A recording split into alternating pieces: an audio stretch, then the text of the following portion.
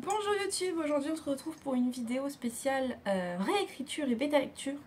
Je te donne un petit guide que j'espère assez complet pour t'aider à attaquer ta réécriture parce que je sais que c'est pas une étape facile, mais je pense que c'est une étape indispensable pour magnifier ton manuscrit, pour l'améliorer, pour corriger ce qui ne va pas. Et on va faire ça point par point. Je vais parler avec bêta lecture et sans bêta lecture parce que déjà de une, je sais que la confiance est quelque chose qui coûte cher aujourd'hui. La confiance elle est précieuse et je comprends que t'aies pas envie, besoin aussi hein, d'envoyer ton roman à des bêta lecteurs. Et évidemment je prêche pour ma paroisse, je sais que tout le monde n'a pas les moyens de faire appel à une bêta lecture, surtout à une bêta lectrice ou un bêta lecteur professionnel, surtout que ça peut assez vite chiffrer selon le type de prestation. À titre d'exemple, j'ai 4 types de prestations en bêta lecture pour différents budgets et différents besoins. Donc si ça t'intéresse, n'hésite pas à checker ça dans les commentaires. J'ai mis le lien vers ma publication Instagram où je parle de mon planning de 2025 et les tarifs. Tu auras tous les tarifs dans cette publication. Mon site internet a besoin d'être mis à jour. Donc pour le moment, voilà, je mets le lien quand même de mon site internet au cas où. Et voilà. Donc aujourd'hui on se retrouve pour, je les ai pas comptés, mais quelques conseils pour ta réécriture parce que moi je sais que j'ai eu beaucoup de mal avec la mienne. Déjà parce que j'ai un roman qui est très long, hein, 177 000 mots. À un moment donné, je pouvais visiblement pas faire plus court. J'ai eu beaucoup de travail à faire sur cette bêta lecture alors que j'avais réécrit ce roman au moins 15 fois et heureusement j'ai fait appel à une bêta lectrice bénévole qui pour le coup m'a déchiqueté mon manuscrit, vraiment elle l'a pris, elle a fait. Mais elle a fait un travail incroyable et je la remercierai jamais assez, c'est un truc de fou ce qu'elle a fait. Je devrais pas dire un truc de fou, pardon, j'essaye de changer mon vocabulaire. Elle a fait un travail incroyable.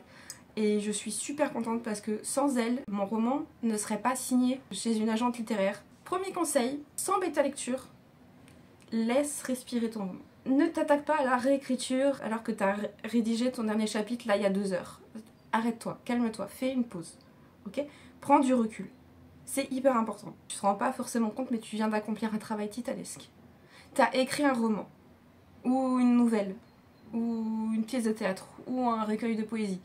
T'as écrit quelque chose, t'y as mis tes tripes, t'y as mis ton cœur, t'y as sûrement versé des larmes, t'as sûrement... Il y a quelques sueurs froides qui sont passées, certainement. T'as fait un travail titanesque. Tu as fait ce que peu de gens, sur le pourcentage total de la population mondiale, parvient à accomplir. Sur le pourcentage de personnes qui veulent écrire un livre. Vraiment, tu as fait le plus dur en fait. Tu as imaginé des personnages, tu as imaginé des péripéties, tu as imaginé des lieux peut-être, si tu écris de la fantasy, de la science-fiction, ou de l'urban fantasy, ou que sais-je, accorde-toi une pause. Et même si c'est une pause pour travailler sur un autre projet, c'est pas grave, mais juste laisse ton projet actuel respirer, parce que tu vas en avoir besoin. En fait, ne serait-ce que faire une pause dans ce travail pour t'aérer l'esprit, et ben tu peux aussi travailler sur autre chose ou ne pas travailler du tout sur un autre projet et d'un seul coup, en fait, ton cerveau il va maturer un petit peu l'histoire dans sa tête, mais il va faire le travail tout seul, hein. T'inquiète pas pour ça, il est intelligent ton cerveau, hein. Il est là, il sert à quelque chose, t'inquiète pas, il va gérer tout seul. Et en fait, si ça se trouve, il va générer des idées auxquelles t'avais pas pensé pendant l'écriture. Ça c'est chouette. Maintenant, si tu as confié ton roman en bêta lecture, bénévole ou professionnel, il s'est forcément écoulé du temps entre le moment où tu as envoyé ton roman en bêta lecture et le moment où tu as reçu la bêta lecture. Si par exemple, la bêta lecture se fait en direct sur Google Drive par exemple, donc où tu reçois les commentaires en temps réel, ne touche pas, d'accord ? Tu peux aller lire les commentaires, il n'y a pas de souci, je peux pas t'obliger à... Enfin, je t'oblige à rien du tout, de toute façon, mais par pitié, laisse les commentaires tranquilles. Si tu as des questions, tu peux les poser à ta bêta lecteur, ta bêta lectrice, il n'y a pas de souci. C'est sur le moment, comme ça tu as tes réponses, voilà. Ne commence pas à corriger tes trucs avant d'avoir tout reçu. Laisse tes bêta lecteurs faire leur travail. Ça va bien se passer. By the way, regardez cette tasse Jaco, édition Halloween Animal Crossing. Je l'ai acheté chez le coffre à flanflan. Voilà. Ils font plein de trucs Nintendo. Regardez, j'ai ma petite figurine Jaco à côté. Voilà. Ils font plein de trucs super sympas pour la maison, tout ça. Et voilà, j'ai quelques trucs achetés chez eux qui sont pas mal. J'ai aussi la tasse Céleste. Elle est rose. En fait, si je te demande d'attendre que ta bêta lecture soit terminée, c'est pour avoir absolument tous les éléments avant de commencer à réécrire. Parce que t'as sûrement, si tu fais appel à des bêta lecteurs professionnels, ils auront sûrement peut-être un compte rendu, une fiche de lecture en fait pour toi, et ou une grille de notation. Moi je fais les deux, je propose les deux, donc voilà, à différents tarifs parce qu'il y a plusieurs paliers. Mais les commentaires généraux vont te servir à organiser après ta réécriture. On y reviendra après. J'estime qu'au bout de 2-3 semaines, c'est bon. Voilà. C'est le temps de te laisser digérer les retours, déjà, parce que j'ai passé de sales moments quand même. J'ai versé quelques larmes. Donc il m'a fallu du temps déjà, même moi, pour accepter, parce que on sait très bien que quand on confie son roman pour une bêta lecture, on va avoir des mauvaises surprises. Le roman ne peut pas être parfait, c'est impossible. Et si votre bêta lecteur ou votre bêta lectrice n'a que des compliments à vous faire, changez de bêta lecteur et de bêta lectrice. Même pour vous, c'est... Les perfectionnistes, là, les maniaques du contrôle dans le coin, là, je vous vois. Hein. Non mais... Ce sera jamais parfait, donc voilà. Rendez-vous bien compte que à partir du moment où vous laissez entre les mains votre livre, il va forcément être critiqué. Et je l'ai appris à mes dépens. Et je l'ai très mal vécu. Aujourd'hui, j'essaye de prendre un maximum de recul et de me dire que c'est pas ma personne qu'on critique, c'est pas dirigé contre moi, et que ces commentaires, du moins ceux des bêta lecteurs et des bêta lectrices, normalement sont censés être justifiés et bienveillants. Hein. Parce que si les commentaires c'est à base de c'est de la merde, c'est pas à prendre, c'est à jeter. D'accord? Donc c'est pour ça qu'au début c'est important de prendre un peu de recul sur les retours et sur son texte en général. Et la plupart du temps, vous avez écrit un premier jet. Un premier jet, il est là que pour exister, d'accord? Voilà. Si vous avez réécrit votre texte par-dessus après le premier jet et que après vous l'avez envoyé en bêta lecture, il y aura quand même des choses à dire, forcément. Mais c'est pas grave, c'est pas grave, c'est pas grave. Tout ce que vous faites là, eh ben c'est bien. C'est vraiment très bien et vous le faites pour améliorer votre manuscrit. Donc c'est jamais du temps perdu, c'est jamais du travail perdu. Ok? On processe? Ok? Tout va bien? Allez, on continue. Pour les personnes qui n'ont pas envoyé leur roman en bêta lecture, c'est pas grave, hein, c'est pas grave, je vous jette pas la pierre, c'est pas grave, c'est pas grave. Mais justement, j'ai une technique. En fait, moi je vous conseille, et encore c'est des conseils, hein, genre vous en faites ce que vous voulez, c'est comme tous les conseils, si ça vous convient pas, poubelle. Si vous avez envie d'essayer, essayez, si ça marche, tant mieux, si ça marche pas, tant pis, on s'en fiche. On s'en fiche. Il existe autant de manières d'écrire et de réécrire et de bêta-lire que d'auteurs, d'autrices et de bêta-lecteurs, de bêta-lectrices, ok? Donc, mon conseil, c'est de prendre des notes. Et vous allez me dire, mais c'est la réécriture, là, enfin, faut bosser. Bon, calme-toi. La réécriture, c'est long, d'accord? Il y a plusieurs étapes, il faut faire ça du mieux qu'on peut. Donc, prends des notes. Tu peux prendre des notes dans l'espace commentaire de tes logiciels d'écriture. Tu peux prendre des notes dans un document à part. Tu peux prendre des notes dans ton téléphone. Tu peux prendre des notes sur un carnet. Moi, j'ai la solution pour ça. Je suis obligée, hein. Écoutez, je vais vous montrer parce que dans mon carnet d'écriture que j'ai créé, il y a des pages comme ça. Donc ici, c'est l'état de votre chapitre. S'il est réécrit, s'il est en cours de correction, s'il est en cours de réécriture, s'il est en cours de relecture, enfin voilà. Ici, vous avez en gros le résumé de qui est dans la scène, qui est dans le chapitre, à quel moment il se passe, où est-ce qu'il se passe, quelles émotions ressortent le plus de ce chapitre, et un espace pour le résumer. En dessous, là, vous avez un espace de prise de notes. Cet espace de prise de notes, moi, il va me servir essentiellement quand je vais écrire le premier jet. Il me sert à prendre des notes. Parce que, en général, je commence à écrire mes premiers jets à la main. Donc, dans un carnet. Pas celui-là, du coup, parce que c'est un carnet à compléter, c'est pas un carnet full ligné. Et du coup, en fait, pour pas me prendre la tête pendant le premier jet, je prends des notes au fur et à mesure de mon écriture. Si je sens que j'ai la flemme d'écrire un truc, mais que je sais qu'il faut que je l'écrive à la réécriture, je me note ici. Et pareil, du coup, ça va aussi me servir pendant ma relecture de prendre des notes ici. Donc il y a, je pense, assez de lignes pour prendre quelques notes. Si jamais il n'y a pas assez, il y a des pages de notes dans le carnet, à la fin du carnet et tout. Donc, voilà. Tout ça pour dire que prendre des notes, c'est bien, mais on ne touche pas au texte. Ça sert à rien.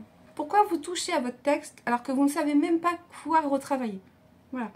La première partie, la première relecture, elle sert uniquement à prendre des notes pour savoir ce que vous avez à corriger, à réécrire, à retravailler. Ça peut être n'importe quoi, des répétitions, des incohérences, une tournure de phrase qui vous va pas, une description que vous trouvez au final pas forcément folle, que vous trouvez pas forcément détaillée ou trop détaillée, pas assez dynamique. À un moment il y a une transition un peu bizarre, il y a un saut dans le temps qui vous plaît pas trop, il y a un manque de contexte, voilà. Ça peut être n'importe quoi. En fait, dites-vous que là, vous êtes en train de faire votre propre bêta lecture. Ça marche aussi si vous avez confié votre roman en bêta lecture, mais là, c'est surtout pour les personnes qui n'ont pas confié leur roman à un bêta lecteur ou à une bêta lectrice. Parce que le bêta lecteur ou le bêta lectrice, il va vous relever ces choses-là. Alors, évidemment, personne, même vous-même, même quelqu'un d'extérieur, ne pourra relever tout ce qu'il y a à revoir sur un manuscrit, parce que ça dépend aussi de la perception de chacun et de chacune. Mais je pense que depuis le temps, vous avez saisi que on est tous très différents et que c'est le propre des êtres humains d'avoir chacun sa vision. Alors, je sais du coup que c'est hyper difficile d'être objectif sur son propre texte. Mais, comme je vous l'ai dit, on n'a pas tous envie de confier son roman à des bêta-lecteurs parce que c'est une grande preuve de confiance et qu'on n'a pas tous cette confiance. Moi, je sais que j'ai eu du mal à la retrouver, déjà pour moi-même, et encore aujourd'hui, c'est pas trop ça. Et j'ai confié mon roman à une personne que je connaissais pas. Et je me suis dit que c'était la meilleure chose que je pouvais faire, puisque je connaissais pas ma bêta-lectrice, et je savais pas du tout comment elle travaillait. Et au final, elle m'a fait des retours absolument incroyables, et je pense que mon roman serait pas autant n'aurait pas la qualité qu'il a aujourd'hui si j'avais pas confié mon roman en bêta lecture. Voilà. Puis la bêta lecture, c'est aussi je vous conseillerais toujours de faire appel à un professionnel, évidemment, parce que c'est mon métier. Enfin, ça fait partie de mes métiers, mais c'est un budget, on va pas se mentir. Alors, on est beaucoup à proposer des réductions pour les auto-édités, pour les personnes qui n'ont pas beaucoup de revenus, à proposer aussi des paiements échelonnés. Ça peut se faire en plusieurs fois aussi. Donc voilà, renseignez-vous, d'accord? Demandez, faites faire des devis. Les devis, en général, normalement, c'est gratuit. Voilà, n'hésitez pas à contacter des bêta-lecteurs. N'hésitez pas à me contacter. J'ai de la place à partir de février. Voilà, mais renseignez-vous, posez des questions, communiquez. J'ai fait un post Instagram, je le mettrai aussi en lien dans les commentaires, pour vous parler de ce que je vous conseille de faire avant d'envoyer son roman en bêta-lecture. Ça fait partie des conseils, notamment de communiquer. En fait, la prise de notes, pour ceux qui n'ont pas fait de bêta-lecture, elle est absolument essentielle parce que ça donne les premiers points, des points importants en tout cas, à améliorer. Et aussi, prenez des notes sur ce qui vous plaît, sur ce que vous avez aimé écrire, sur un passage que vous avez trouvé qui vous a fait ressentir de l'émotion, que vous avez trouvé génial à écrire, que vous vous êtes éclaté à imaginer. C'est important aussi de se rendre compte de ce qui ne va pas, mais aussi de ce qui fonctionne pour vous et de ce que vous avez aimé écrire. Le but de cette étape, c'est vraiment de préparer le vrai travail de réécriture. Parce que vous aurez besoin d'un point d'accueil. Avec bêta lecture cette fois-ci, Vous avez confié votre roman bêta lecture, vous avez reçu 1500 commentaires. Oui. Il y en avait sûrement plus de 1500. Autant vous dire que le Google Drive il pétait un boulard. Au bout d'un moment, j'arrivais même plus à l'ouvrir. Donc pour récupérer le fichier, je vous raconte pas la galère. J'arrivais plus à l'ouvrir. Une fois sur 10, c'était compliqué. Donc déjà, grâce aux commentaires, vous avez déjà une bonne base. Vraiment, vous avez une grosse marge de manœuvre. Maintenant, le but, vous, de votre première relecture, ça va être de trier les commentaires. Sachant que vous avez le droit de ne pas être d'accord avec votre bêta lecteur ou votre bêta lectrice, et elle ne détient pas la vérité absolue. D'accord? Ok? On refait un point. Je me répète. Votre bêta lecteur ou votre bêta lectrice n'a pas la vérité absolue. Voilà. Vous avez le droit de ne pas être d'accord. Comme moi, j'ai été pas d'accord avec certains commentaires de ma bêta lectrice qui voulaient que je supprime certains points de vue qui, moi, me tenaient beaucoup à cœur. Donc, je ne l'ai pas écouté. Désolée, Ambre, je suis désolée. Au final, ces chapitres-là, ils ont plu, justement, à mon agente littéraire. Donc, en fait, la bêta lecture, c'est aussi, comme je vous l'ai dit, c'est aussi une interprétation personnelle. C'est pour ça qu'il faut prendre du recul sur les retours des personnes à qui vous envoyez votre roman pour critique. Voilà. Du coup, mon conseil, c'est de faire un tri sur les commentaires avec lesquels tu es d'accord, ce que tu aimerais changer, ce que tu n'aimerais au contraire pas toucher. Voilà, on a tous nos petites scènes et nos petits chapitres, nos petits points de vue, un petit peu coup de cœur, et on se dit non, celui-là vraiment je les toucherai pas, c'est mort. C'est normal, hein. Il y a moyen que tu aies reçu un compte rendu, une grille de bêta lecture, ça pareil, faut s'en servir. Hein. Je sais que parfois ça peut être un peu lourd, surtout que moi mon compte rendu faisait littéralement 15 pages. Avec les commentaires généraux et tout, genre vraiment, quand je vous dis qu'elle m'a démonté mon manuscrit en long, en large et en travers, elle l'a fait, hein, puis elle n'a pas hésité. Mais ça m'a énormément servi. J'ai supprimé 40 000 mots, j'en ai réécrit 40 000 derrière. Mon roman faisait exactement la même taille avant et après la bêta lecture, alors que j'ai supprimé au moins 15 chapitres. Quand je vous dis que cette réécriture a été longue, c'est qu'elle a été longue. J'ai pas fait semblant, ma bêta lectrice non plus. Alors, comment vous dire que quand j'ai envoyé mon roman à l'agente littéraire, je faisais pas la maligne. Parce que je me suis dit, si elle a encore 15 chapitres à me faire supprimer, je vais péter mon crâne. Au final, non, il y avait que quelques petits changements à effectuer, 2-3 petits ajouts, des ajouts à faire encore. Et au final, le roman, il fait 177 000 mots, quoi. Donc, écoutez... J'ai peur pour mon tome 2, hein, parce que je suis en train de me servir de mon carnet pour planifier pour brainstormer et structurer l'intrigue. J'ai la structure principale, mais je vous assure que je me dis, si le machin il fait encore 177 000 mots, bordel de merde, la maison d'édition va péter un câble. J'ai pas signé chez une maison d'édition, c'est en discussion, mon texte est en étude, donc j'attends. J'ai rien signé à part mon agent littéraire. Donc moi, ce que j'ai fait quand j'ai reçu ma bêta lecture complète avec le compte rendu, c'est que j'ai pris ces commentaires généraux sur chaque chapitre et je les ai triés. J'ai dit ça je veux bien, ça je veux pas, ça je veux bien, ça je veux bien, ok ça faut supprimer. Du coup j'ai restructuré mon roman entièrement puisqu'il y avait qu'un chapitre qui manquait. Donc autant vous dire que mon roman, c'était un bon morceau d'émental avec beaucoup de trous, donc il a fallu refaire un plan complet. Vraiment, petit synopsis un peu détaillé, quoi. Pas piquer dans le machin.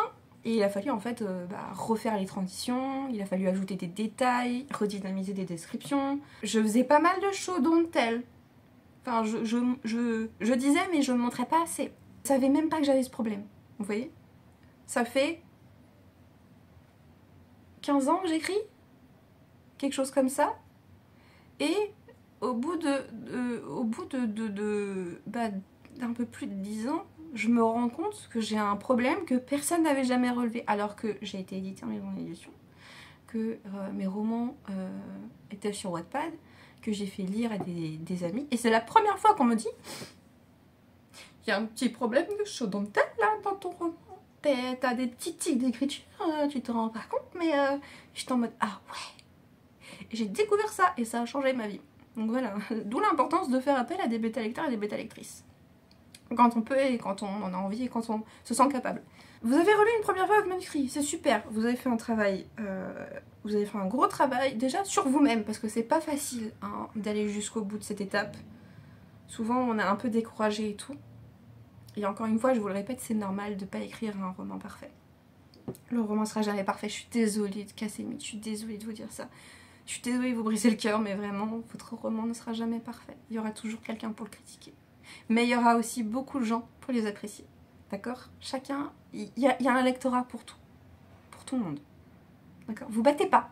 D'accord? Soyez gentils dans les commentaires. Maintenant, le plan d'action. Non, je te parle pas d'un synopsis complet détaillé.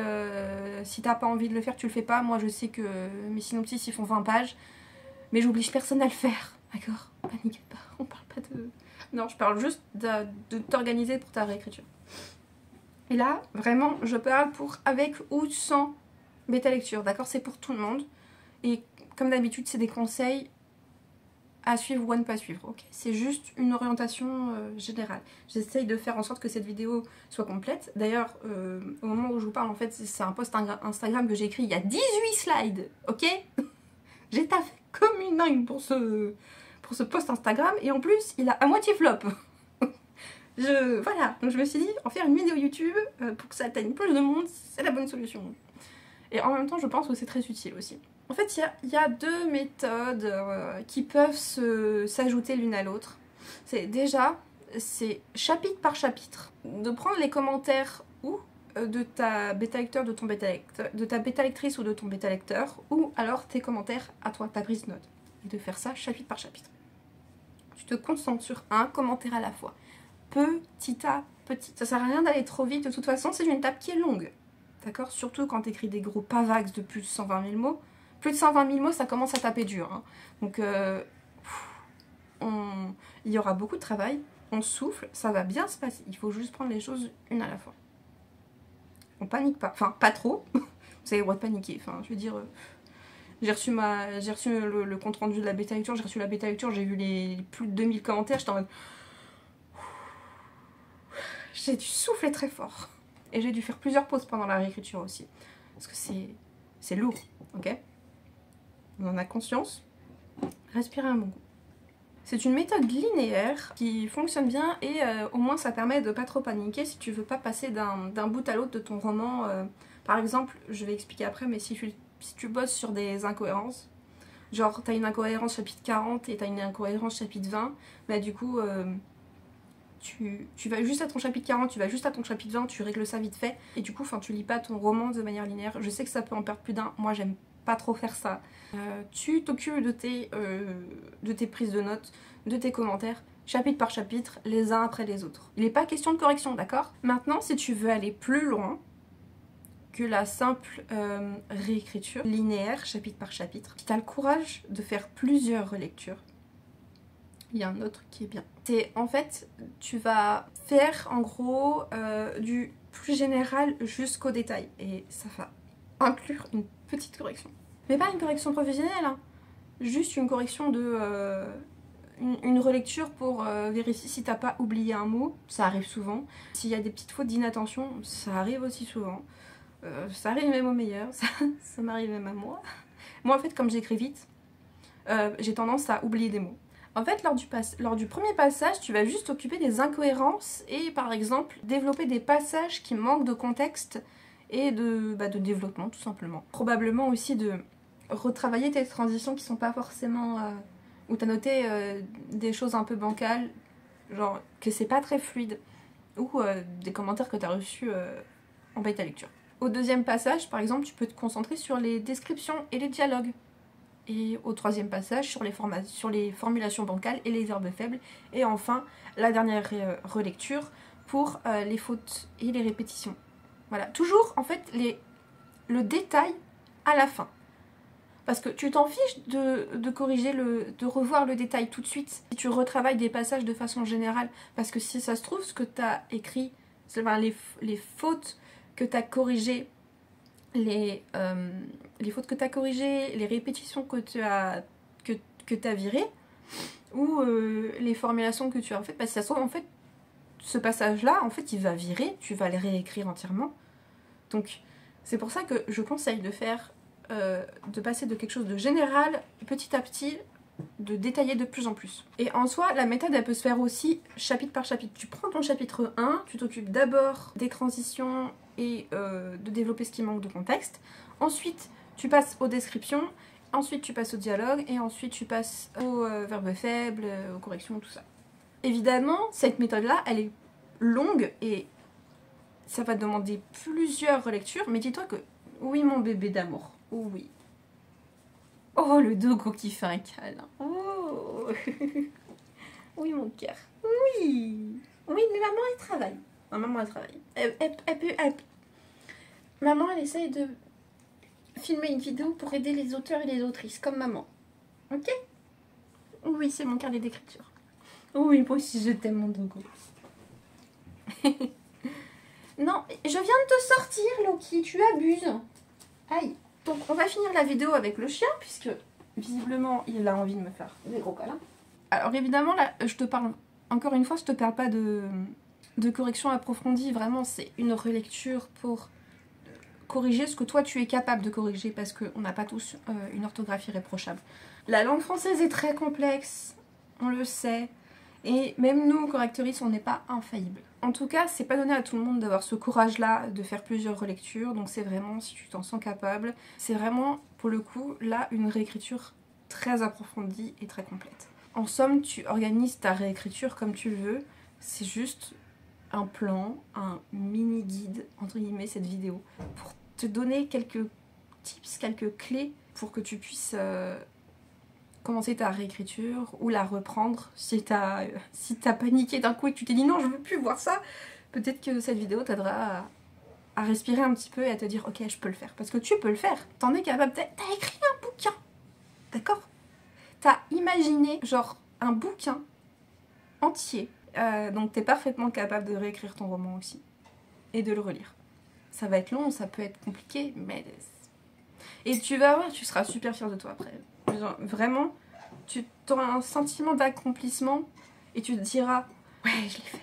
Moi, quand j'ai fini ma réécriture au mois d'août, j'étais en mode oh, j'en étais capable en fait. Et ça redonne aussi confiance en soi, hein, on va pas se mentir. C'est pas une méthode non plus. La réécriture, c'est pas une recette miracle. Il n'y a pas de recette miracle en fait. Mais juste, je pense que la réécriture c'est hyper important et qu'il faut forcément, il faut y consacrer du temps. J'en profite, je reparle du carnet d'écriture au vite fait, mais dans le carnet d'écriture il y a une checklist, chapitre par chapitre, pour t'aider à voir ton avancée. Donc il y a une double page comme ça avec des petits carreaux à cocher. C'est pour suivre ton avancée si tu t'occupais des répétitions, des verbes faibles, des incohérences, si tu as travaillé un petit peu sur les 5 sens, sachant que c'est pas obligatoire, mais voilà, et si tu as vérifié le rythme de tes scènes, si tes paragraphes s'enchaînent bien, tout ça. Donc, globalement pour la fluidité du texte. C'est pas grand chose, mais ça aide, je pense, pour la progression. Il y a 50 lignes pour 50 chapitres, parce que comme je vous ai montré les fiches de chapitres comme ça, il y en a 50, parce que en général j'écris entre 40 et 50 chapitres. Donc je me suis dit que 50 pages pour 50 chapitres c'était pas mal, surtout pour celles et ceux qui écrivent beaucoup, qui écrivent des longs romans. Au moins je me dis que dans ce carnet, a priori il y a ce qu'il faut. Voilà, t'as ton plan d'action, t'as relu et tout ça, maintenant il faut se mettre au travail. Je suis désolée de te le dire, mais à un moment donné il faut y aller. Hein. Oui mon cœur, bébé d'amour. Oui. Non, tu es sorti Trésor, tu vas attendre. Et surtout, rappelle-toi que, en fait, la meilleure personne pour écrire ton roman, c'est toi. Parce que personne ne pourra l'écrire à ta place, en fait. Personne n'a ta vision, personne... Ta créativité, ton imagination est unique. Et il n'y a que toi, en fait, pour écrire ce roman. Pour le réécrire aussi. Je suis désolée, mais il faut y aller, quoi. Hein, là, t'arrêtes de procrastiner, là, t'arrêtes de regarder... T'arrêtes de regarder Netflix et de regarder ton fichier dans le blanc des yeux, là, tu souffles, tu te mets en condition et t'y vas. Le plus dur, c'est de s'y mettre. Je sais que là, t'as l'impression d'avoir 1000 choses à faire. Mais souviens-toi, tu as fait du bon travail, d'accord? Et encore une fois, t'as écrit un roman. Qu'est-ce que tu veux? T'as faim peut-être? J'ai bientôt fini, je vais aller te donner à manger. Ok? Regardez-moi cette pouille là. Et cette vidéo, c'est pas une injonction. C'est pas une obligation. C'est des conseils, il faut les prendre comme ça. Soit tu te dis ok ça peut m'aider, je vais essayer. Soit tu te dis non, ce qu'elle me dit, moi ça me va pas, c'est pas comme ça que je fonctionne. C'est pas grave, je vais pas vous en vouloir, promis. Il existe autant de façons d'écrire et de réécrire que d'auteurs et d'autrices. Et c'est ça qui fait la beauté de notre art. C'est qu'on est chacun unique, chacune unique. Et qu'on fait tous et toutes les choses différemment. Maintenant, si tu as besoin d'être accompagné pour ta bêta lecture, n'hésite pas à me contacter. Il y a mon mail et mon site internet dans la description avec mes réseaux sociaux sur lesquels tu peux me contacter. N'hésite pas. Même si en ce moment je suis en vacances, je réponds à tous mes mails et je réponds à tous mes messages privés. Je réponds aux commentaires. Et si le carnet d'écriture t'intéresse, ça c'est la version A4, mais il existe aussi le format A5 pareil, en brochet, il existe en version numérique et il est disponible dans l'abonnement Kindle. Donc ça veut dire que si tu payes l'abonnement Kindle, tu peux recevoir le format numérique, gratuitement entre guillemets. Voilà.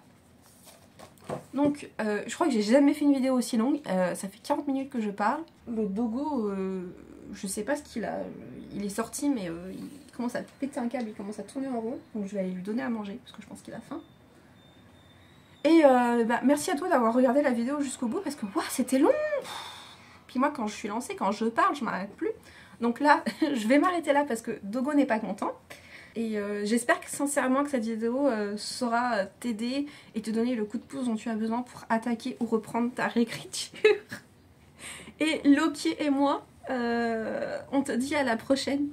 Ce sera sûrement pour la suite du plan, la suite de la structuration et du brainstorming de mon roman. On attaque les détails cette fois-ci. Voilà, la structure générale est décidée, donc maintenant il faut s'attaquer aux détails. Sur ce, merci d'avoir écouté, merci de m'avoir écouté jusqu'à la fin et on se dit à bientôt!